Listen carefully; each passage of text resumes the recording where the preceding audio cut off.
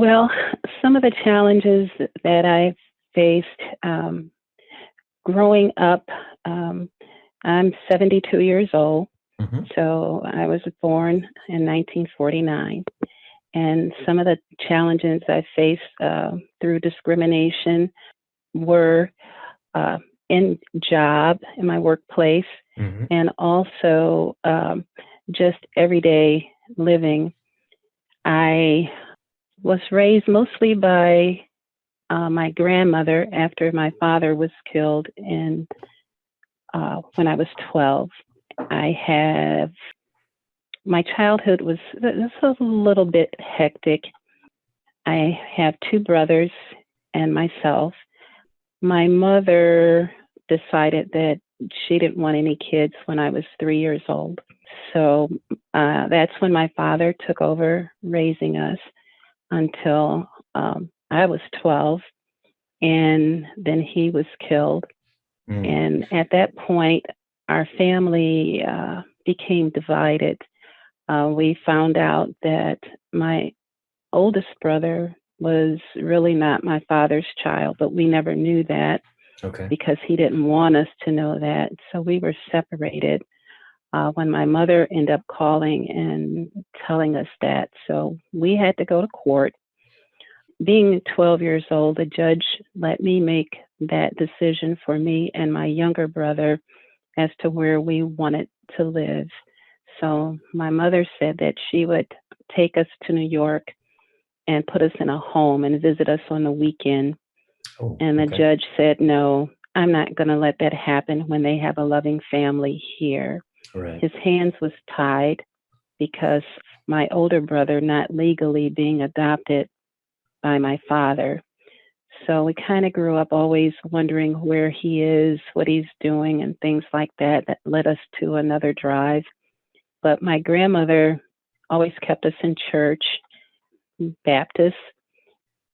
We learned how to help each other out, help people out, help take care of the seniors, clean up not only our houses, but for the neighborhood, for the elderly in the neighborhood. So we always Okay. had to do that. We always had to get up at 6 o'clock in the morning and be done with our chores by 9 because she always said the earlier you get up, the more daytime you had to play. The only problem with that was that other people were not up and there were no other kids to play with. So we just learned how to do things. So that's the childhood portion. But as growing up, with Martin Luther King, Malcolm X, I was always interested in the nonviolent movement because one of the things I've always wanted to know was how we ended up in Toledo because my grandmother was from Bessemer, Alabama. Hmm. And then when she told me the story about how we ended up in Toledo, there was a young white boy that had spit on my father, and my Okay. father got into a fist fight with him. Well, they were Okay. going to lynch him. So Oh. she took all the money she had and she got train tickets to as far north as she could, which ended up being Toledo, Okay. Ohio. So that's how she told us we ended up here. She brought all of her boys with her, which was four, and she left her daughter because she knew that they wouldn't harm her. She did some day work and then she sent for her daughter and then she sent for her sister and her husband and her kids. So that's how we ended up in Toledo. So that being told, we grew up on Vance Street. Portion that we grew up there is no longer because there was a project that came through the city called Urban Renewal.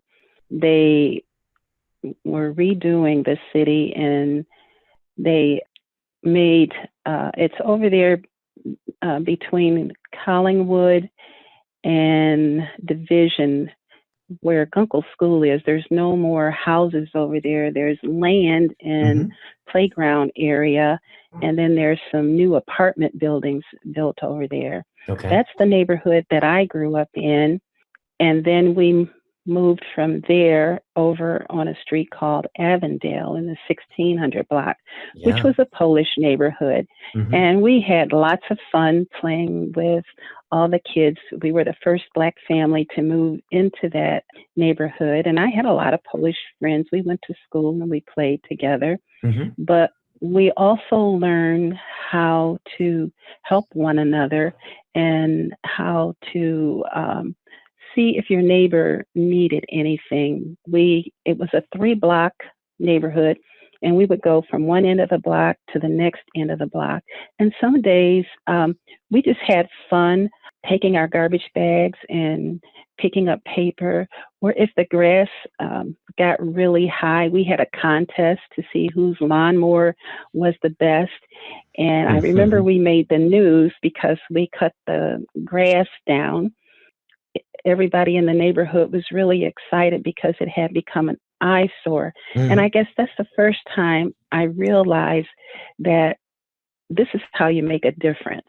My community action came when I took a vacation. I like to read, and I always have gotten up early. So I got my cup of coffee, I got a book, and it was a very nice summer day. And I went out on the porch about 6 o'clock in the morning, and I sat in the chair, I propped my feet up, and then I'm seeing all this activity on the corner. And I was like, what's going on? And then I kept hearing this guy saying, you straight, you straight. And I didn't realize he was talking to me.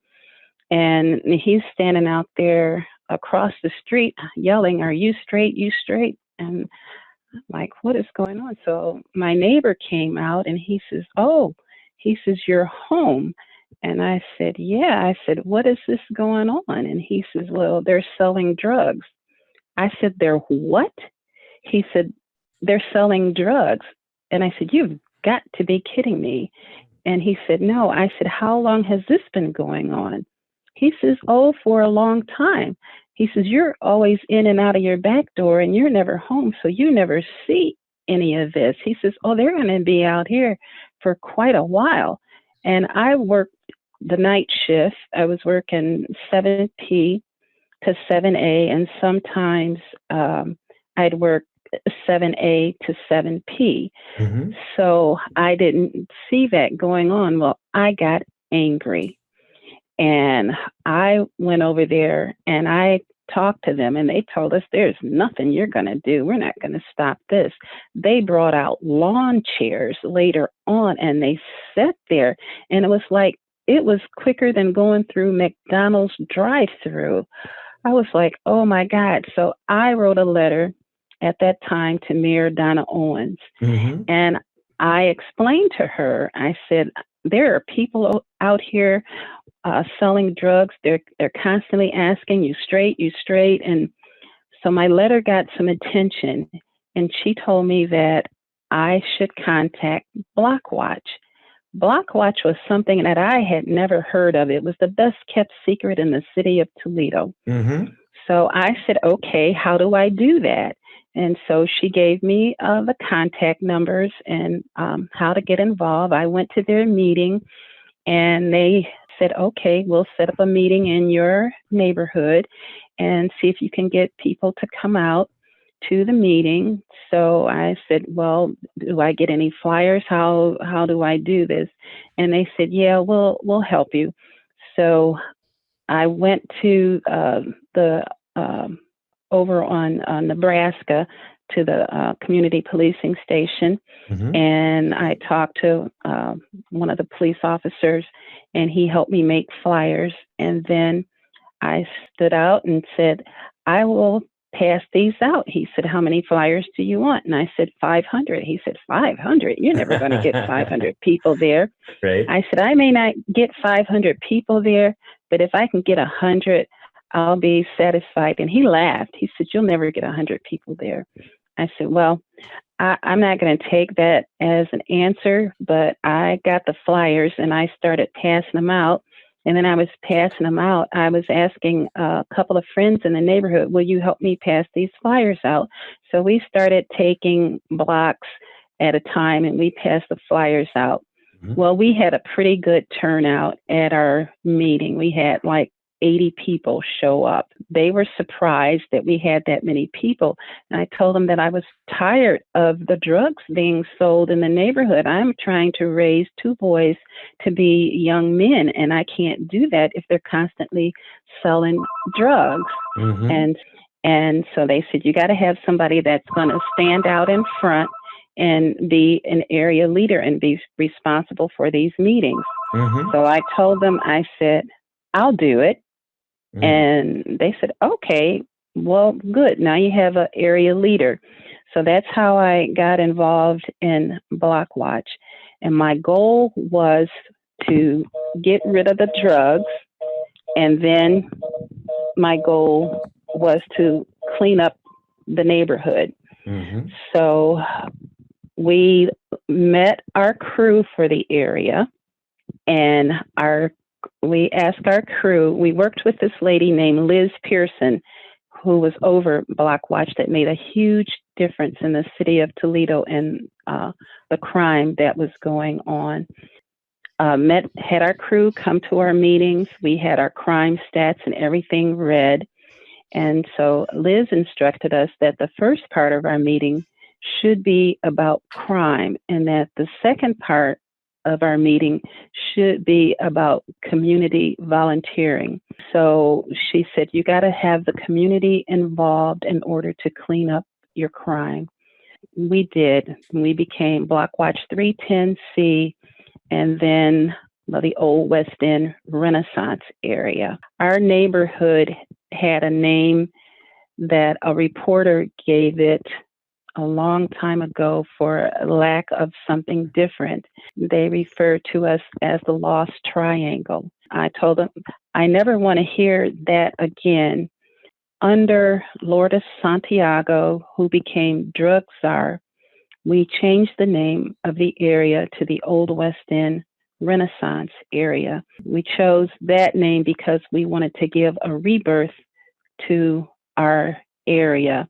And so we spelled the Renaissance, meaning rebirth. So what we did was on a monthly basis, we had our Block Watch meeting, and we also had our Old West End Renaissance meeting. We accomplished a lot.